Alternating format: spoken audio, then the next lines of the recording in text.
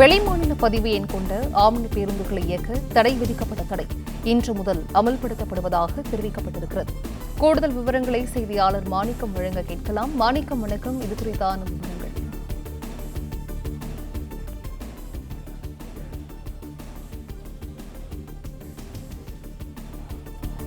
வெளிமாநில பதிவு எண் கொண்ட ஆம்னி பேருந்துகளை இயக்க தடை விதிக்கப்பட்ட தடை இன்று முதல் அமல்படுத்தப்படுவதாக தெரிவிக்கப்பட்டிருக்கிறது.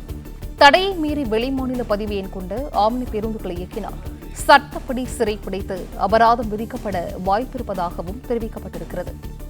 சற்று நேரத்தில் ஆலோசனை மேற்கொள்ள உள்ள ஆம்னி பேருந்து உரிமையாளர்கள் போக்குவரத்து துறை ஆணையரை சந்திக்க திட்டமிட்டிருப்பதாகவும் தெரிவிக்கப்பட்டிருக்கிறது.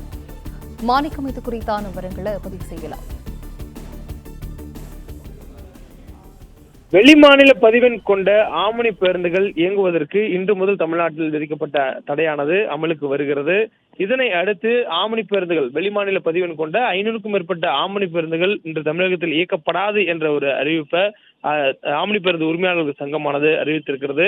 மேலும் கடந்த 8 மாதங்களுக்கு மேலாக வெளிமாநில பதிவெண் கொண்ட ஆம்னி பேருந்துகளை சொந்த மாநிலமான தமிழ்நாட்டினுடைய பதிவெண்ணுக்கு மாற்றும்படி போக்குவரத்து ஆணையரகமானது ஆம்னி பேருந்து உரிமையாளர்கள் வலியுறுத்தி வருகிறது. இந்த சூழலில் அதற்கான தடை விதிக்கப்பட்டு இன்று முதல் அமலுக்கு வருகிறது. இதன் காரணமாக பதிவெண் மாற்றப்படாத, அதாவது தமிழ்நாட்டு பதிவெண்ணுக்கு மாற்றப்படாத ஆம்னி பேருந்துகளை இயக்குவதற்கான தடை இன்று முதல் அமலுக்கு வருகிறது. மேலும் இந்த சூழல்ல இந்த பேருந்துகளை விரைவாக இயக்குவதற்கு அந்த பதிவெண்களை மாற்ற வேண்டியது அவசியமாகிறது. இதன் காரணமாக இன்றைய தினம் கோயம்பேட்டில் தனியார் ஆம்னி பேருந்து உரிமையாளர் சங்கத்தினுடைய ஆலோசனை கூட்டம் நடைபெறுகிறது. அந்த ஆலோசனை கூட்டத்துக்கு பிறகாக போக்குவரத்து ஆணையரை சந்திக்க இருப்பதாகவும் தகவல் தெரிவிக்கப்பட்டிருக்கிறார்கள்.